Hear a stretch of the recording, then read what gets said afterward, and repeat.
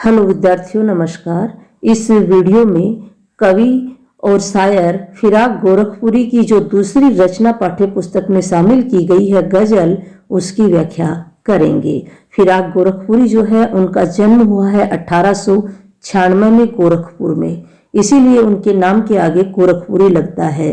और फिराक नाम जो है वो उन्हें उनकी शायरी के कारण मिला है। वैसे इनका मूल नाम जो है वो है रघुपति सहाय।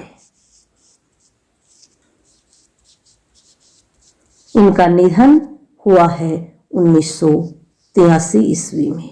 तो देखते हैं इनकी जो गजल है उनकी व्याख्या को।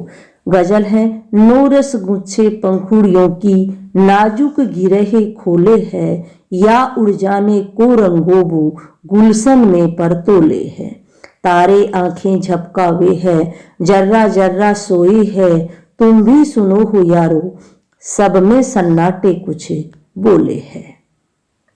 तो यहाँ पर कठिन शब्द जो है वो हो जाएंगे नोरस, नया रस।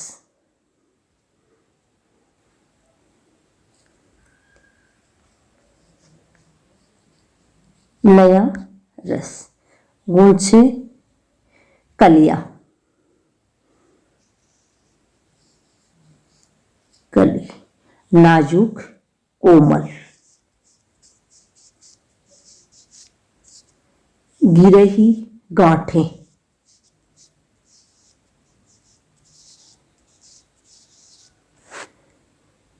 रंगो बू, बू बनी होता है गंध, सुगंध।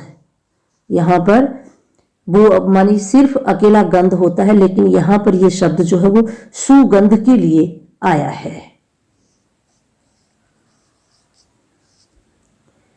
गुलशन बाग, जर्रा जर्रा कण कण,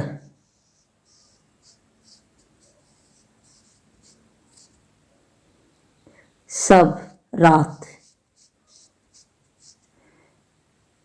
कठिन शब्द की बात देखते हैं व्याख्या को। तो यहाँ पर कवि और शायर जो है वह प्रकृति की सुंदरता का वर्णन किया है, और प्रकृति की सुंदरता में उन्होंने बाग में खिले हुए फूल और रात्रि का जिक्र करते हुए कह रहे हैं कि नए रस से युक्त कलियां अपनी पंखुड़ियों की नाजुक गांठों को खोल रही है। पंखुड़ियों रूपी नाजुक गांठों को खोल रही है, अर्थात बाग में फूल विकसित हो रहे हैं। जब बाग में फूल खिलते हैं तो उन फूलों का रंग और उनकी सुगंध पूरे बगीचे में फैल जाने के लिए अपने पंखों को फड़फड़ा रही है, अर्थात पूरे परिवेश में फूलों की गंध और उनका सौंदर्य बिखरा हुआ है। तारे आंखें झपकावे है, जर्रा जर्रा सोए है। रात में तारे जो है रात भर जागने के कारण उनिंदा हो गए हैं, वो भी सोना चाहते हैं, इसलिए अपनी आंखों को झपका रहे हैं। प्रकृति का कण कण सोया हुआ है।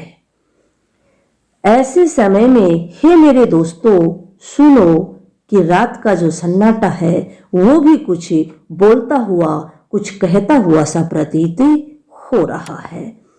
अब इसको प्रसंग और विशेष के साथ देखते हैं। प्रसंग है प्रस्तुत काव्यांश कवि और शायर फिराक गोरखपुरी के द्वारा रचित गजल से लिया गया है। इसमें कवि ने प्रकृति के मनोरम रूप का चित्रण किया है। फूल और रात्रि के बहाने प्रकृति की छटा अतीव सुंदर व्यक्त की गई है। व्याख्या है, कवि प्रकृति के सौंदर्य का वर्णन करता हुआ कहता है कि बाग में नवरस रूपी कलियां अपनी पंखुड़ियों की कोमल गांठों को खोल रही हैं, अर्थात बाग में फूल खिल रहे हैं। ऐसा लगता है कि रंग और सुगंध उड़ने के लिए अपने पंखों को फड़फड़ा रहे हैं। आशय यह है कि रंग बिरंगे फूल खिलने से बाग तरह तरह के रंगों और खुशबू से भर उठा है। चारों ओर फूलों की खुशबू फैल गई है। शायर कहता है अगली गजल में कि रात का वक्त है, आकाश में तारे आंखें झपका रहे हैं, वो भी उनिंदा हो गए हैं, सोना चाहते हैं, उनको नींद आ रही है, पृथ्वी का कण कण सो रहा है। हे मित्रों, रात में छाया सन्नाटा मुझसे कुछ कह रहा है। तुम भी इसे सुनने की कोशिश करो। क्या तुम इसे सुन पा रहे हो? यह बात शायर कह रहा है। आगे जो इसका विशेष हो जाएगा कि कवि ने प्रकृति के सौंदर्य का सुंदर वर्णन किया है। उर्दू भाषा के शब्दों का बहुतायत से प्रयोग किया गया है। प्रसाद गुण है तथा मानवीकरण और पुनरुक्ति प्रकाश अलंकारों का प्रयोग हुआ है। गजल छंद है। मानवीकरण अलंकार बहुत जगह पे हुआ है। तारे आंखें झपका रहे हैं, जर्रा जर्रा सो रहा है, सन्नाटा बोल रहा है, इन सब में मानवीकरण अलंकार है। तथा पुनरुक्ति प्रकाश जो अलंकार है वो है जर्रा जर्रा शब्द जो है वो 2 बार आया है, यहाँ पर पुनरुक्ति प्रकाश अलंकार है। अगली जो व्याख्या है वो है, हम हो या किस्मत हो हमारी दोनों को एक काम मिला, किस्मत हमको रो लेवे है, हम किस्मत को रो ले हैं। जो हमको बदनाम करे है, काश वे इतना सोच सके, मेरा पर्दा खोले है या अपना पर्दा खोले है। कठिन शब्द जो है वो हो जाएंगे, ज्यादा इसमें कठिन शब्द नहीं है, लेकिन फिर भी अपन देखते हैं। किस्मत, भाग्य,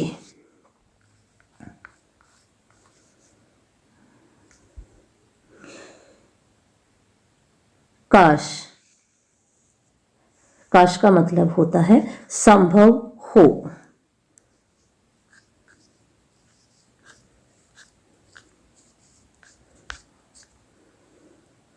पर्दा, रहस्य, भेद।